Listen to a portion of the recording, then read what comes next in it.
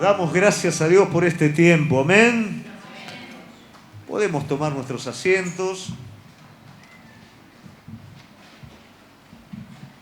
Y es hermoso adorar a nuestro Señor. No siempre tenemos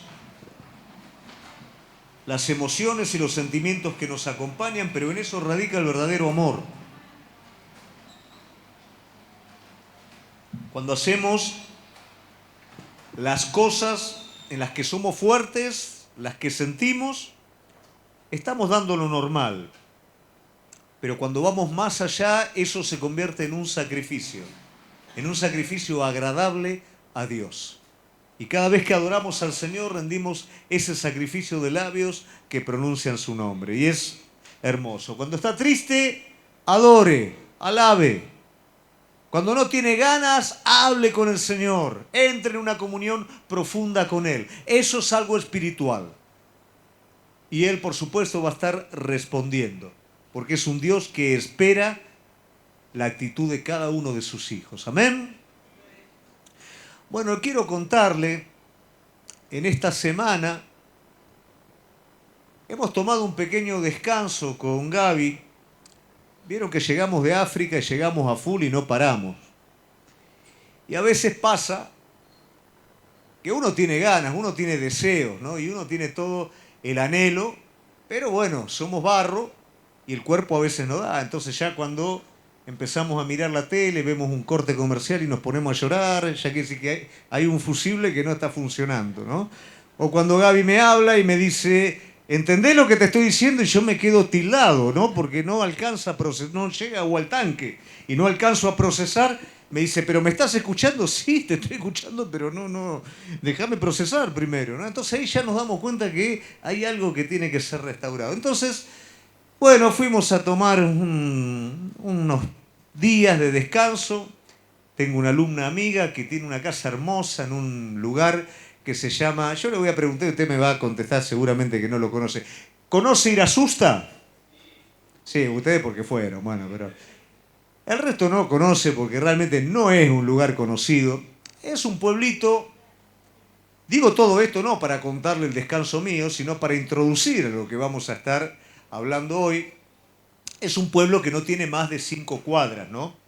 5 cuadras de largo, 5 cuadras de ancho. No hay que caminar muy rápido en el pueblo porque te quedas sin pueblo enseguida. Entonces es un lugar para descansar, ¿no? Es un lugar que quedó aproximadamente como hace 100 años atrás. Un lugar en el que, bueno, la pulpería sigue siendo pulpería, el almacén sigue siendo almacén de campo. Es un lugar hermoso para descansar, ¿no? Los chicos seguramente no lo disfrutarían mucho, pero es un lugar para descansar. De hecho, tampoco mucho a la gente que vive el lugar le gusta, ¿no? ¿Por qué? Porque no hay mucha gente, no hay mucho pueblo. De hecho, hablamos con la mujer que cuida el lugar, con Gaby, y le decimos, qué lindo este lugar, la tranquilidad que hay acá, ¿no? Y te mira así de reojo y dice, vos porque no vivís acá, ¿no? No les gusta. Pero para uno que va a descansar y va a hacer nada, es realmente hermoso. ¿Por qué? Porque no hay distracción, las bicicletas quedan ahí en la vereda, no hay candado. Es hermoso para descansar. Y le estoy contando todo esto porque también quiero llegar a un punto en el que en ese pueblo hay una iglesia congregacional, que es congregacional, es luterana, que ¿sabe cuántos años tiene esa iglesia? 100 años. Debe ser una de las iglesias más antiguas de Argentina, inclusive. 100 años. Quiere decir que cuando el pueblo comienza, esta iglesia está antes que la iglesia católica. Porque no tenés mucho que hacer, entonces yo pregunto a todo el mundo, investigo todo ahí. Y la iglesia católica hace 70 años que está en aquel lugar, pero esta iglesia congregacional luterana hace 100 años que está en ese lugar. El pueblo está formado por algunos descendientes de alemanes, ¿no es cierto? Gente de campo, descendientes de alemanes justamente, que lógicamente dan lugar a esa iglesia. Y hablando con uno de ellos, me contaba de las épocas de oro de esa iglesia, por supuesto, él es un descendiente, ¿no? Y me contaba que en el mejor momento de la iglesia era la parte representativa del pueblo. Cada vez que la iglesia hacía un evento, movilizaba a todo el pueblo. Todo el pueblo cooperaba con algo, cooperaban con una vaquillona, con las mujeres hacían las comidas, las ensaladas. Era un gran evento cada vez que la iglesia hacía algo, porque la iglesia era representativa en todo el pueblo. Pero fue pasando el tiempo y de a poco la iglesia comenzó a perder miembros. Las generaciones nuevas ya no tenían ese sentir que tenía la iglesia inicial, sino que se fue de a poquito apagando. Y esta persona añoraba esos tiempos. De hecho, hacía poquito tiempo, por unos pocos días, que se había celebrado el centenario del lugar. Y le pregunto, ¿y qué cantidad de gente hay ahora? Y me dice, somos 4 personas. Y 4 personas que no va para crecer, ¿no? Porque son 4 personas mayores y los jóvenes ya ni vienen acá. Y pensaba, haciendo un paralelo en los tiempos que hoy nos toca vivir, que algo parecido se está viviendo en el mundo. La iglesia en algún momento en Europa y en distintos lugares del mundo fue como esta iglesia del pueblo, fue tan representativa que aún universidades se formaron a partir de esas raíces protestantes, de esas raíces del pueblo cristiano, fueron representativas en un aspecto muy, muy grande, pero hoy, pese a lo que vimos el día... ¿Cuántos fueron a la movida gospel que hubo en Capital? ¿Cuántos fueron? 2. Bueno, estamos igual que la iglesia de Irasusta, ¿eh? Bueno, pero fue una movida tremenda. Miles de jóvenes. Sin embargo, eso va de alguna manera paralelo al tiempo que hoy se está viviendo. Yo no sé si usted prestó atención, pero en Europa y en muchos lugares, no es que ahora el cristiano de repente no tiene relevancia, no es tomado en cuenta como en otros tiempos. Ahora ser cristiano es malo. Y en muchos lugares la profesión cristiana ya está penada por la ley. Y esto nos tiene que de alguna manera alertar y alarmar en el entendimiento de los tiempos que estamos viviendo. Muchas personas le tienen miedo al fin, miedo a la venida de Cristo, ¿no? Esperando grandes catástrofes, grandes cosas. Pero yo creo que el temor más grande que hoy tenemos que tener es al dormirnos en el camino. Es a esta suerte de disolución que comienza de una manera progresiva, que antes lo que era muy bueno ahora es estimado como malo, que antes lo que era influyente en una sociedad ahora termina corriéndose, que lo verdadero va perdiendo sentido y que hay que peligro que la iglesia de alguna manera sea barrida por esto también, lo que sería el espíritu de este tiempo. ¿Y cuál es la manera de permanecer firme al espíritu de este tiempo? Y que usted y yo seamos llenos ¿de qué? Del Espíritu Santo de Dios. No hay manera en que humanamente nosotros podamos hacer frente al espíritu de este tiempo, salvo ser llenos del Espíritu Santo de Dios. Y ahí me introduzco en el tema que quiero estar hablando hoy y que es una puerta abierta, una puerta de oportunidad. ¿Y qué es lo que Dios está dando hoy a cada uno de nosotros para que en este tiempo presente el espíritu del tiempo no nos esté durmiendo en el camino? Ese es el peligro que corremos, el peligro de acostumbrarnos, el peligro de irnos enfriando de a poco y de ir aceptando. En mis tiempos, cuando salíamos del seminario con mi esposa, ni se nos cruzaba en la cabeza que el cristianismo, salvo en lugares determinados, cerrados lógicamente por cultura, podía ser penado. Dar testimonio de Cristo podía llegar a ser penado. Pero fuimos viendo a lo largo del tiempo cómo las cruces fueron retiradas de las escuelas, cómo el testimonio cristiano fue siendo censurado. Y fue algo tan progresivo que no nos dimos cuenta en el camino. Imagínense que nosotros vivimos esta transición. Piensen en sus hijos y piensen en sus nietos.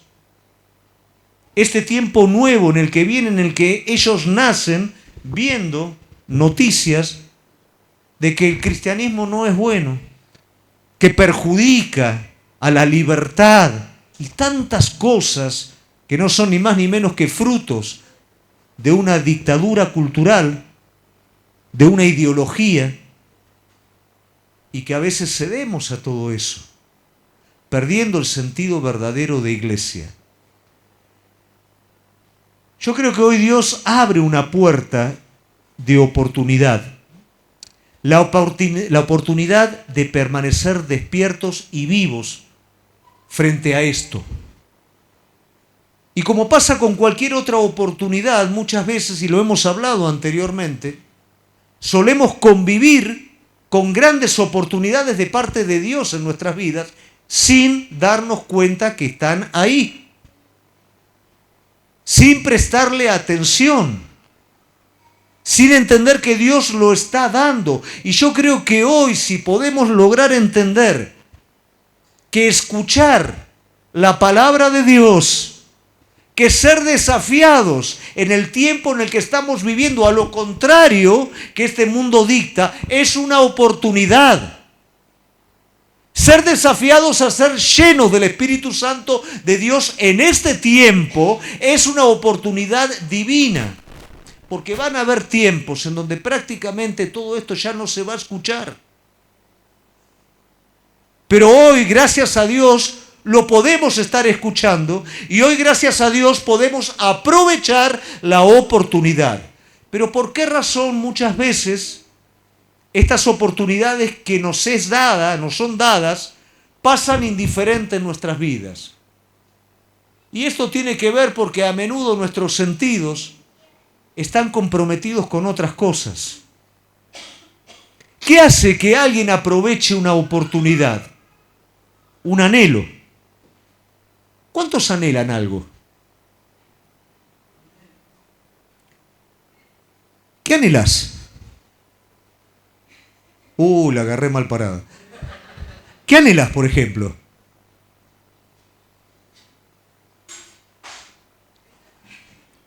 Crecer. Otro anhelo.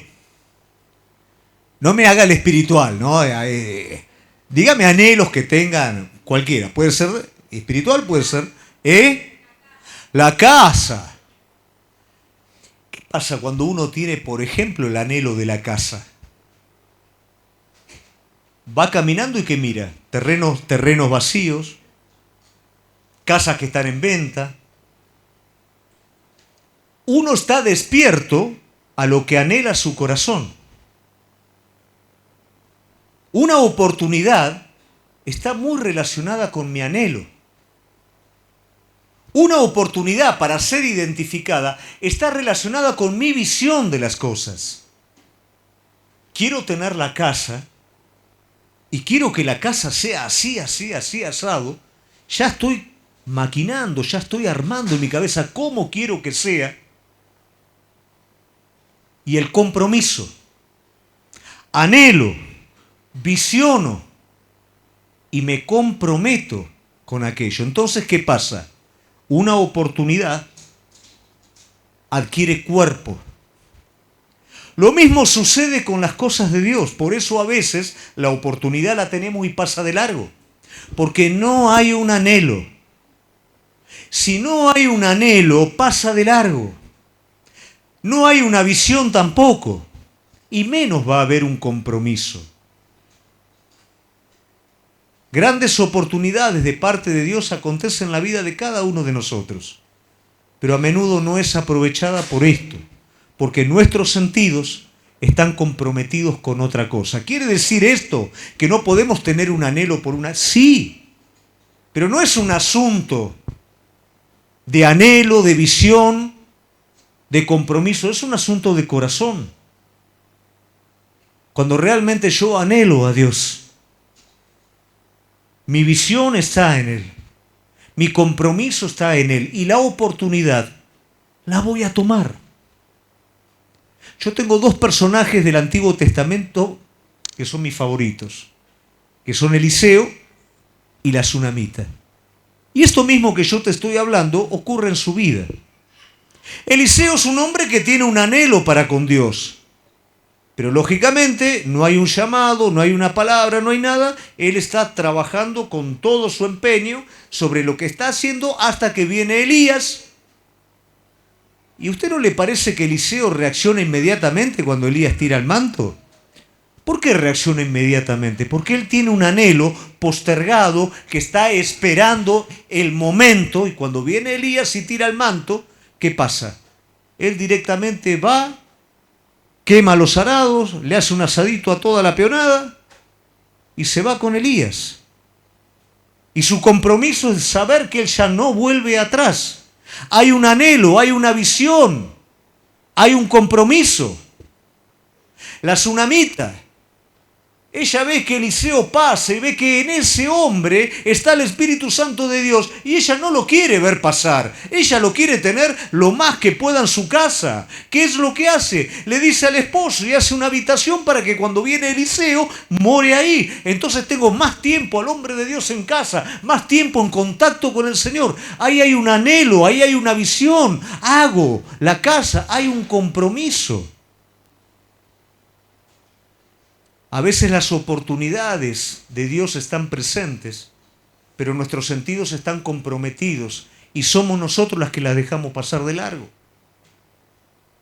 Hoy poder entender que vivimos en un tiempo de adormecimiento y que Dios nos da la oportunidad de despertarnos es una puerta abierta, iglesia. Y es una puerta que la tenemos que tener en cuenta, porque nos podemos estar durmiendo y el espíritu de este tiempo nos puede estar arrastrando. Yo quiero hablar de algunas puertas que a todos nos es común, puertas de oportunidad que el Señor nos permite, y que tal vez hoy las podemos reevaluar en esta noche, para que si estamos medio dormidos nos podamos despertar, y si no la vemos, podamos entender que ahí está y nos está esperando. Por supuesto que una puerta implica una responsabilidad. ¿La responsabilidad de qué? De pasar de un lugar al otro. Si no, no sería puerta, habría una pared. Pero si hay una puerta, eso implica la responsabilidad de alguien que va a pasar de un lugar al otro. Y realmente es mi deseo que en esta noche, si el Espíritu Santo de Dios habla a tu vida, podamos pasar de donde estamos al lugar que Dios tiene preparado. ¿Amén? Entonces me gustaría ir a Apocalipsis capítulo 3, versículo 7. Dice la palabra de Dios: escribe al ángel de la iglesia en Filadelfia. Esto dice el santo, el verdadero, el que tiene las llaves de David, el que abre y ninguno cierra, y cierra y ninguno abre. ¿Quién es el autor de la oportunidad? Dios. La oportunidad no es una casualidad ni es un hecho fortuito, sino que es Dios el que la da. Dios es el que abre puertas, Dios es el que cierra puertas.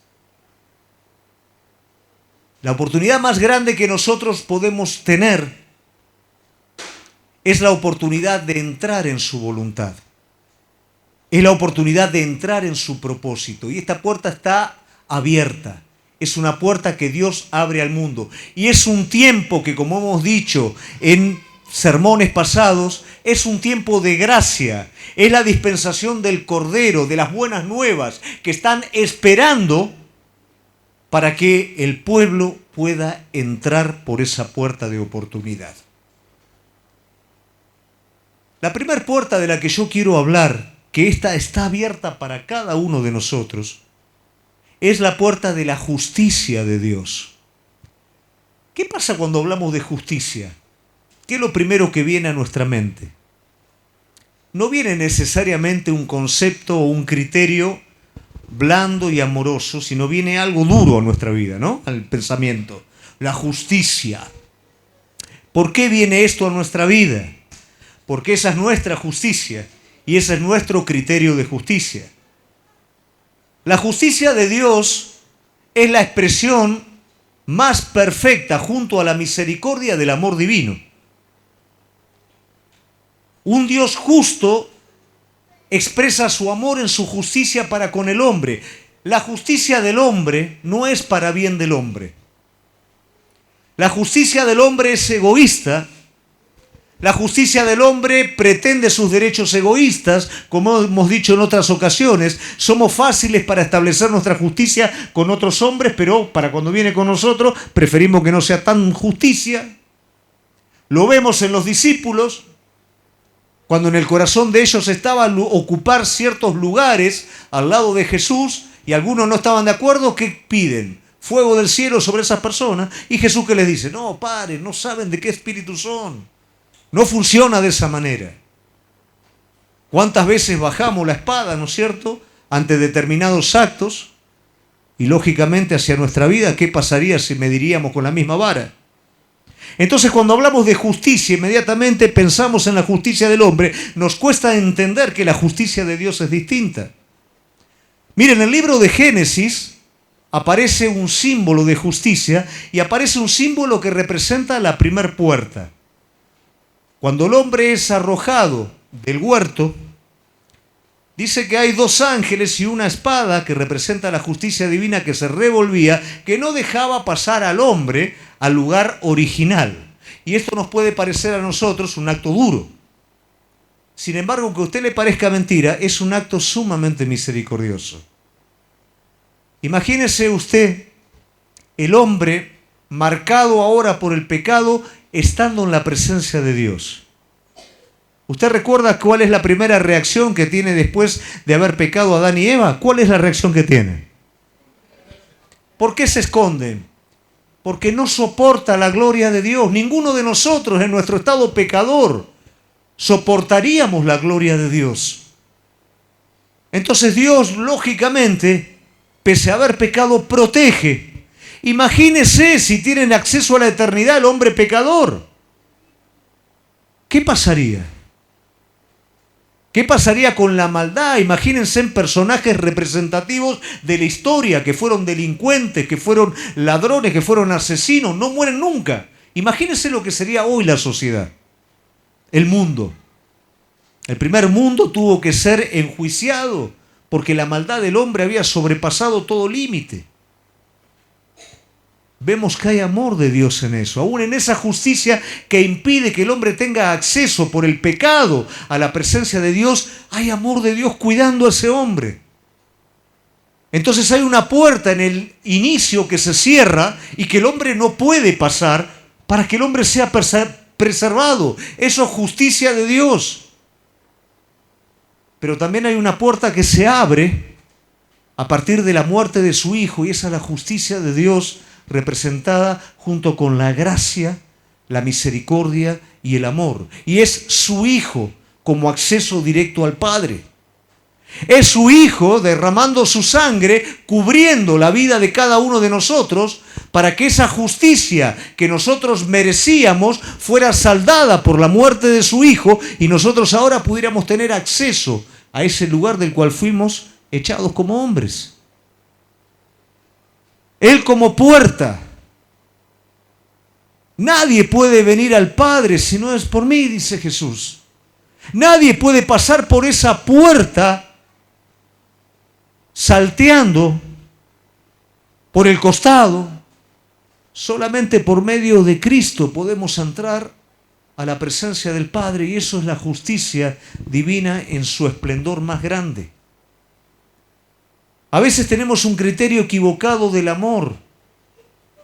El amor tiene consigo justicia, trae consigo misericordia, y de esa manera el amor es perfecto. La complacencia no es amor.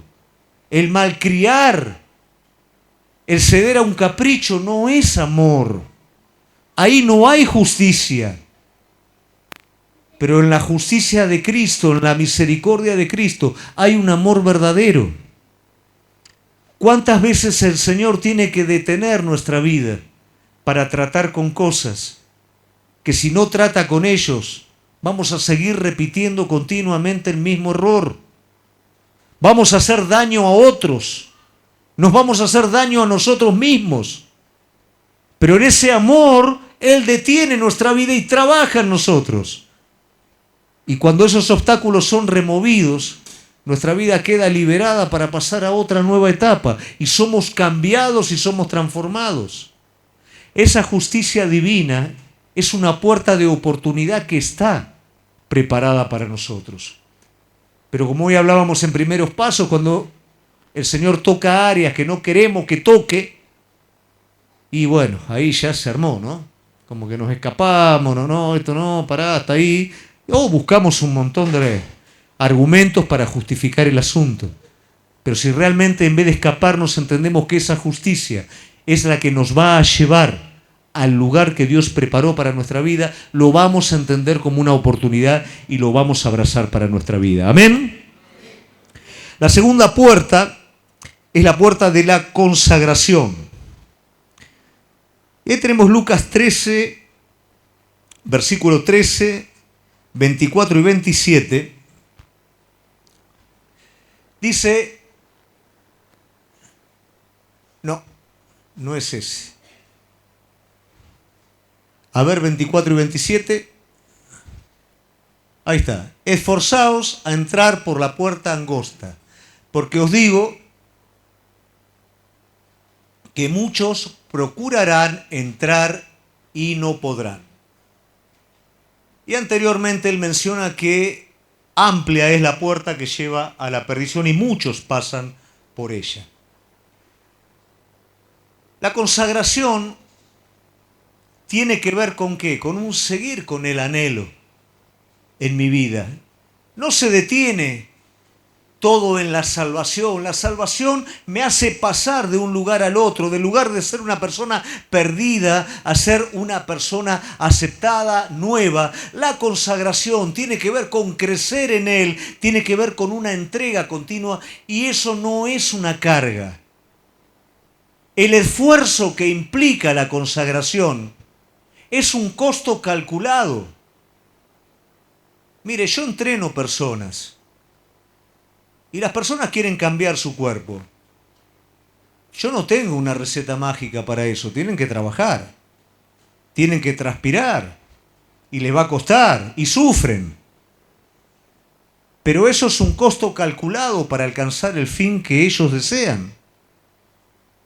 A veces nosotros hacemos de la complacencia una condición en nuestra vida. Entonces, ¿qué pasa? Tiene que ser la puerta amplia. Tiene que ser sin ningún problema. Tiene que ser sin ningún esfuerzo. Tiene que ser algo fácil.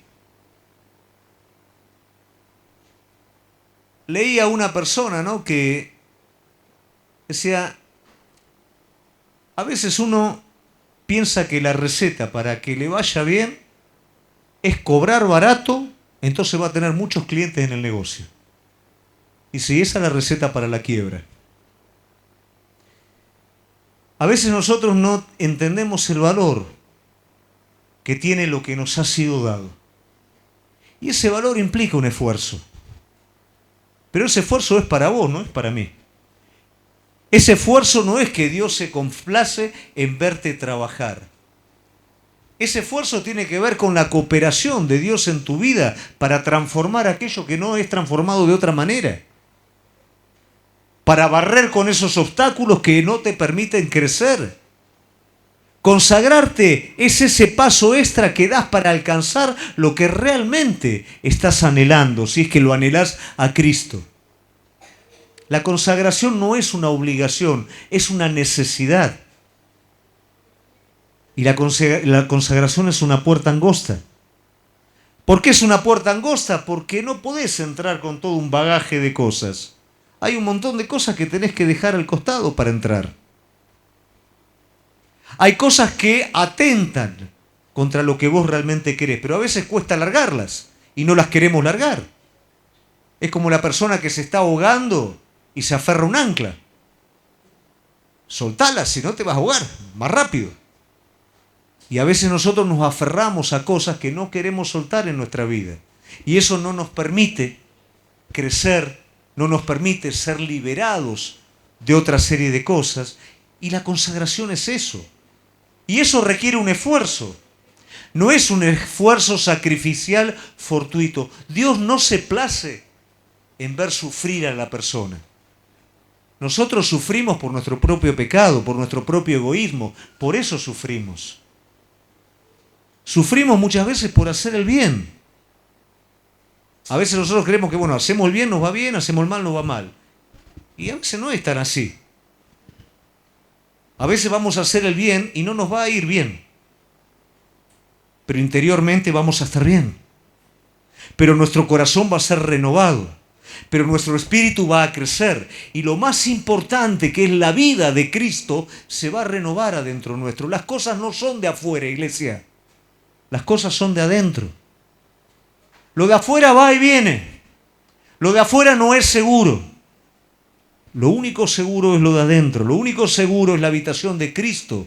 Lo único seguro es el gobierno del Espíritu Santo en tu corazón. Y Él trabaja para que esto sea cada día. Y en la medida que vos te consagrás, esto se va renovando. Y esto va siendo una realidad en tu vida. Y esto permite que en los tiempos difíciles de los que venimos hablando, vos te puedas mantener sólido y esto no te barra, no te lleve para cualquier lado. Consagrarse es una oportunidad. Y es una oportunidad que la palabra de Dios nos esté mostrando dos puertas para que podamos distinguir. Dice que muchos en aquel tiempo, en la presencia de Dios, van a decir, pero Señor, ¿por qué no podemos entrar? Si vos cantaste, nosotros cantamos en la plaza mientras vos estabas, comimos juntos en la mesa, y Él va a decir, apártense, no los conozco. Nunca pasaron por la puerta. Nunca decidieron avanzar por la puerta angosta. O tal vez pasaron y cuando vieron el camino dijeron, no, esto no es para mí. La consagración es una necesidad de la persona que ama realmente al Señor. Somos capaces de hacer esfuerzos para cualquier otra cosa. Pero a veces cuando llega el momento de Dios, queremos que la puerta sea amplia, que el camino sea amplio y que no haya que hacer esfuerzo, sino que con lo que sobre de mi vida alcance para eso. La consagración es algo diferente. Cuando yo entiendo el precio que le costó a Dios mi vida justificada, la consagración pasa a ser un privilegio. El esfuerzo pasa a ser una necesidad en mi vida, nunca una imposición. Hoy Dios nos da la oportunidad y nos abre la puerta para que podamos consagrarnos. Si tu vida hoy está tibia, tenés la oportunidad de dar un paso más. Si hoy estás en un hasta ahí, deja de vivir un hasta ahí. Un hasta ahí es miserable. Un hasta ahí es saber que hay algo más, pero decir, no quiero porque me va a costar, no me interesa. Un hasta ahí no tiene sentido. Tenemos la oportunidad de una consagración. Hay un precio, pero en todas las cosas que realmente queremos está el precio del costo, del esfuerzo. La puerta angosta implica un esfuerzo en nuestra vida. Es una oportunidad. ¿Amén? La puerta del servicio. Cuando nosotros comenzamos, cuando vimos Apocalipsis capítulo 3, versículo 7, ese mensaje el Señor se lo da a la iglesia de Filadelfia. En el estudio de escatología, cada iglesia representa una época, un periodo de tiempo. Las dos últimas iglesias tienen un contraste muy particular, que es Filadelfia y Laodicea. Filadelfia se conoce como la iglesia misionera, como la iglesia del último avivamiento. Y Laodicea se conoce como la iglesia apóstata. ¿Qué quiere decir? La iglesia que regala su fe, regala su esencia. Ahora, a ojos naturales, la iglesia aprobada delante de Dios, son dos solamente iglesias aprobadas, Esmirna y Filadelfia. La iglesia de Filadelfia, aprobada delante de Dios, está en un contexto de prosperidad, porque Filadelfia es un lugar próspero. Pero la iglesia está reducida, se siente pobre, se siente dejada, porque en ese contexto de riqueza ellos deciden ser fiel a Cristo. Y eso le está costando a la iglesia. Le está costando un montón de cosas. Y ellos se sienten lo último. Pero el Señor le está diciendo, vos no sos pobre, vos sos rico.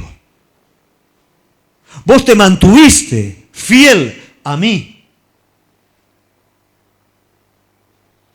Esa iglesia tiene la oportunidad de ser aprobada.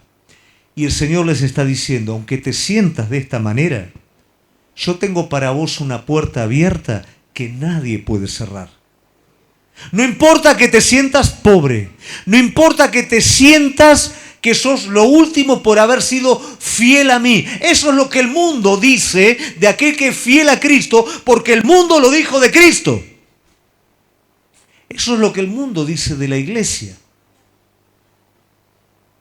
Por eso la Odisea decide ser de una manera diferente. La Odisea dice, yo no tengo necesidad de nada. Yo soy rico, no me falta nada. Mientras que en un servicio Cristo les está dando a Filadelfia la oportunidad, en la Odisea, Él está diciendo, yo toco la puerta. Si alguien me abre, yo voy a pasar y voy a participar con Él. ¿Qué quiere decir esto? Que ese servicio tan movido de la Odisea era un servicio en el que Cristo no estaba. Cristo está golpeando la puerta porque no estaba en la Odisea. No estaba en lo que esa iglesia estaba haciendo. Y Cristo le dice a la iglesia, vos decís soy rico, vos decís no me falta de nada, pero la verdad te falta todo. No tenés absolutamente nada. ¿Cuál era el peligro? ¿Cuál es el peligro hoy? La actividad sin la vida de Jesucristo. La actividad independiente a Él. Pero qué diferente juzgamos nosotros. A veces juzgamos por el ojo. Y por el ojo, la Odisea que no está aprobada era la iglesia exitosa. Y Filadelfia, que era la iglesia aprobada, era la iglesia aparentemente fracasada.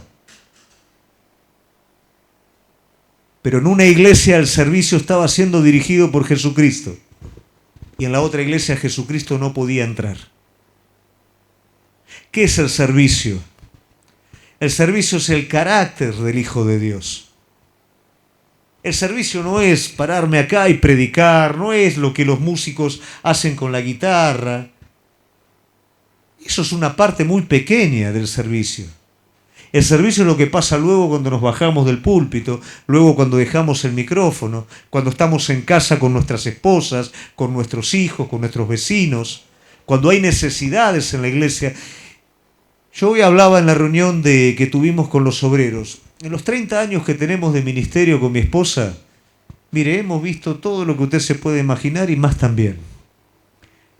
Es muy difícil que nos sorprenda algo a esta altura, ¿no? Porque lo hemos visto todo. Pero hay algo que no deja de sorprendernos. Y es cuando en una persona está presente ese servicio pequeño a los ojos de los hombres, pero grande a los ojos de Dios. Es esa necesidad de dar a Dios lo mejor, aunque nadie lo vea, aunque nadie lo festeje, aunque nadie lo aplauda, porque ya no lo hace para la persona, lo hace para aquel que lo salvó. Y ese es el servicio, aunque a usted le parezca mentira, más necesario de la iglesia. A veces es preferible que no haya tanto de este lado y haya más de ese lado. El servicio verdadero es preocuparme por aquellas pequeñas cosas que finalmente son las más importantes de todas. Y la persona que ama a Cristo no puede dejar de servirlo. No necesita una chapa, como decimos nosotros. No necesita un micrófono, ni un instrumento, ni un cargo. Solamente necesita un corazón agradecido y responder porque está lleno de necesidad.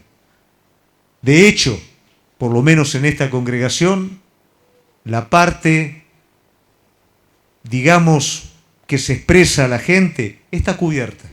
Las necesidades más grandes son de pequeñas cosas. Y esas las podemos hacer todos. Cuando yo lo sirvo a Él, no me importa el grado que tenga, me importa simplemente la oportunidad de poderlo honrar por mi servicio. Y eso es carácter. Y eso todavía, por lo menos a mi vida, lo sigo admirando de muchos de ustedes que están acá. Porque aunque parezca que no se ve, se ve. Dios nos da la oportunidad de servirlo.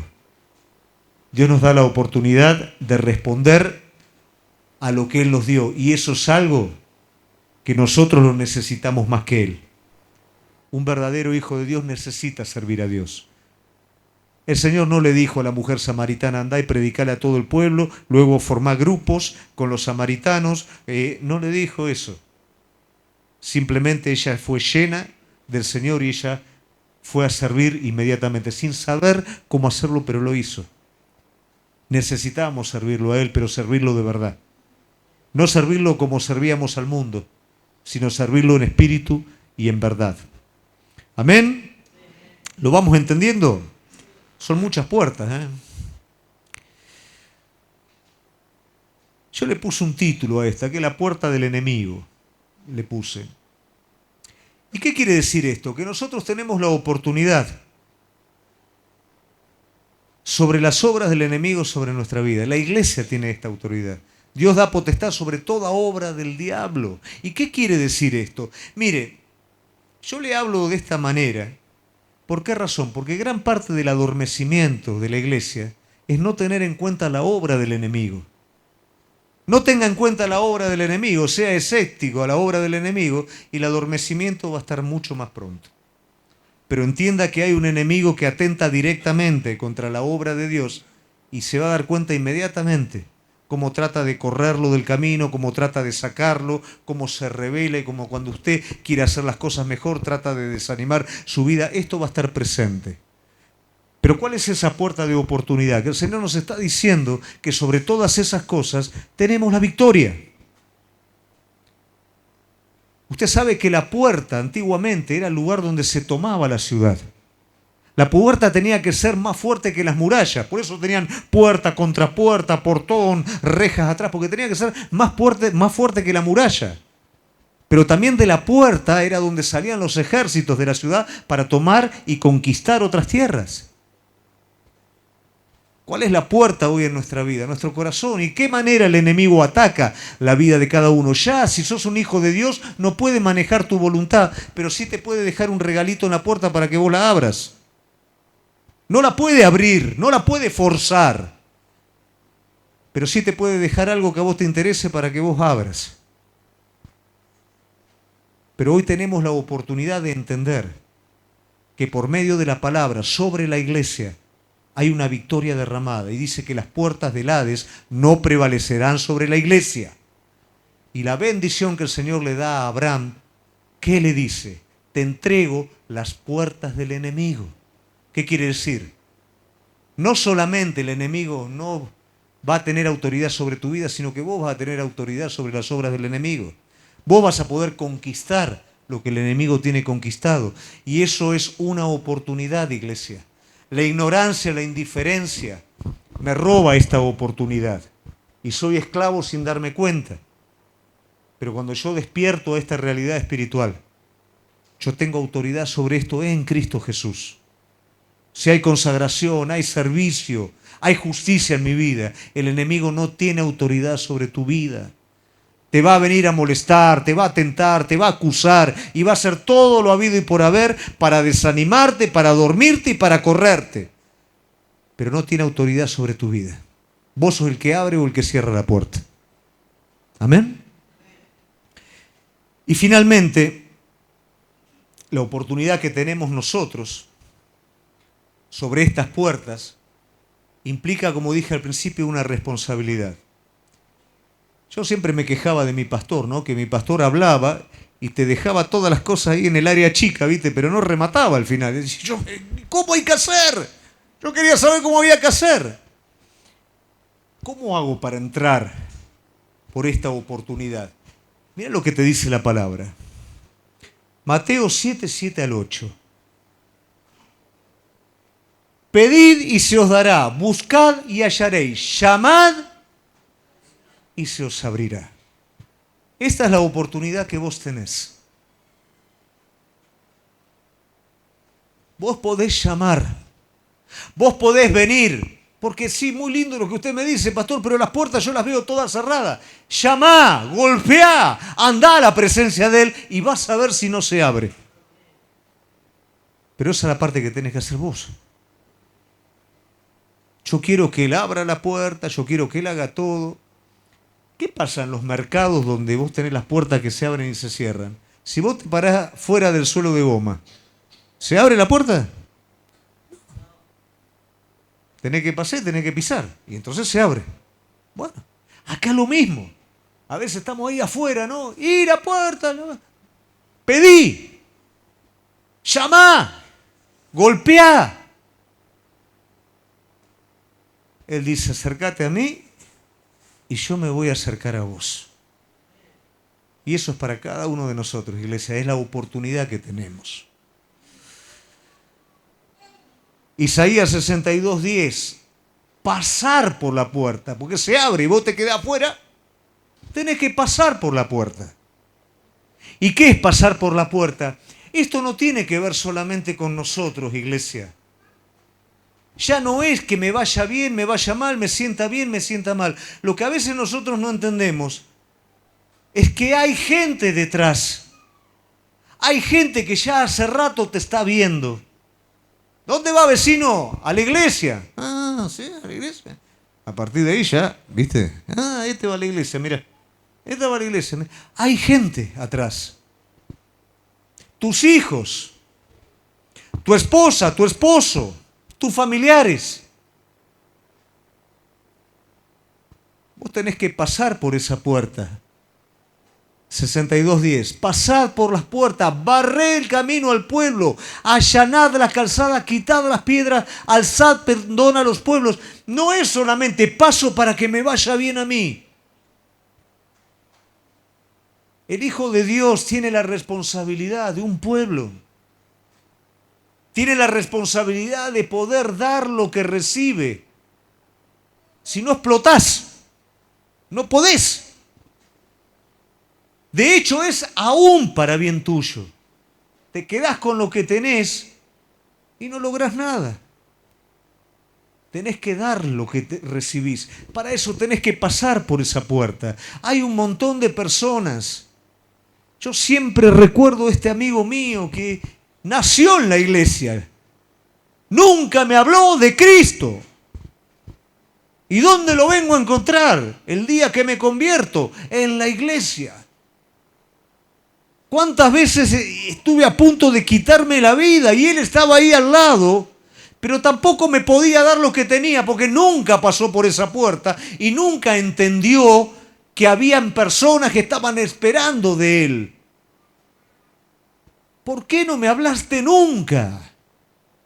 Y no sé, pensé que no. Por Dios. ¿Cuánta gente nos va a reprochar? ¿Por qué no me lo dijiste antes? Pero a veces estamos tan encerrados en nosotros. Obviamos tanto las oportunidades que el Señor nos da. Nos quedamos afuera de la puerta. Y con ello se queda afuera un montón de personas también. Ya no es un asunto de nosotros, iglesia. Es un asunto de un mundo que se pierde. Hoy hablábamos en primeros pasos. ¿Qué es iglesia? ¿Para qué somos iglesia? Mientras Cristo caminó en esta tierra, era Él y las personas. Pero cuando Él murió y resucitó, el Espíritu Santo vino sobre las personas para que la iglesia llevara a cabo lo que Él estaba haciendo en esa tierra. Para eso el Espíritu Santo en cada uno de nosotros.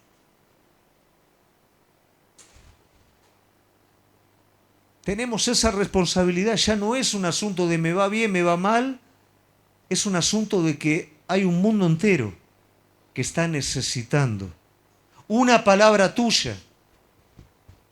Una salvación es más importante que todo el oro de este mundo. Porque no es una salvación, es una familia. Yo hoy veo mi familia y gracias a Dios por esa persona que me habló. Hoy decía Gaby, yo me deleito viendo a mi familia, sirviendo al Señor, viajando a África, porque una persona, ¿y sabés lo que me dijo esa persona? Vos necesitas a Dios. Mirá el sermón que me dio. Oh, vos necesitas a Dios, me dijo. Yo me estaba peleando con uno ahí, vos necesitas a Dios. Gracias a Dios porque me dijo eso. Y eso está al alcance nuestro, iglesia. Pero si nuestros sentidos están comprometidos con otra cosa, pierdo oportunidades para mí y para los demás. Y finalmente, Isaías 52:12 nos va a dejar en el desafío de pasar por cada puerta. Porque no saldréis apresurados, ni iréis huyendo. Jehová irá delante de vosotros y os congregará el Dios de Israel. A veces nosotros somos emotivos, ¿no? Y muchas veces después de una palabra empezamos a tomar decisiones a lo loco, hacemos cualquier cosa, ¿no? Y eso es un error. Y es cierto que Dios nos está desafiando a pasar de un lugar al otro y al pasar por la puerta. Pero es importante cómo pasamos.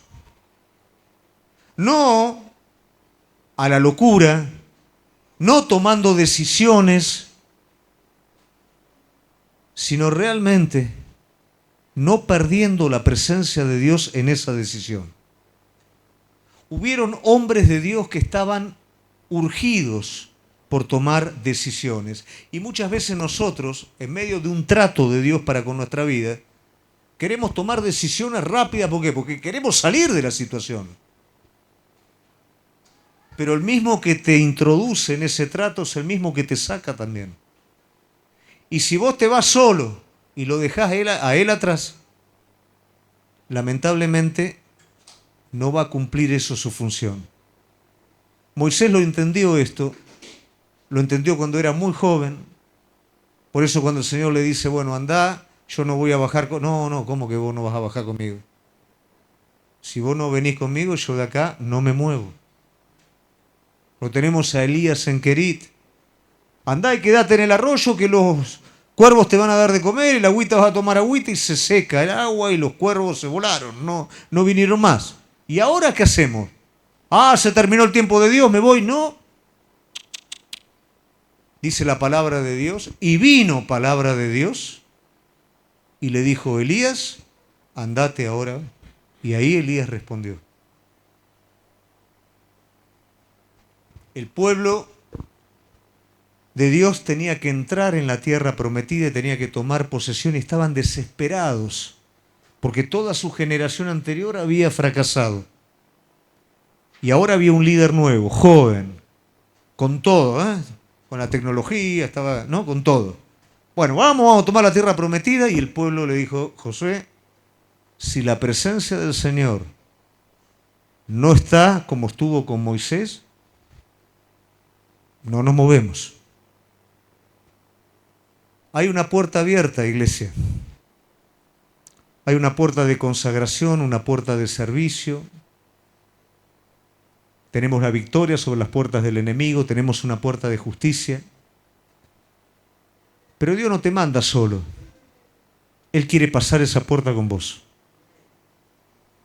Su presencia quiere ir contigo. Y el secreto que tenemos en todo lo que hacemos, la felicidad que tenemos en todo lo que hacemos, es poder compartir la voluntad de Dios con su presencia en todas las cosas. Esa es la oportunidad más grande que hoy nos es dada. La vida de Cristo adentro nuestro en cada decisión. El poder frenar y decir, realmente estoy en el centro de la voluntad de Dios. ¿Por qué? ¿Porque te va bien? No, porque Él me da testimonio por su Espíritu en mi corazón que estoy haciendo lo perfecto delante de Él. Porque si Él no viene conmigo, yo no me muevo.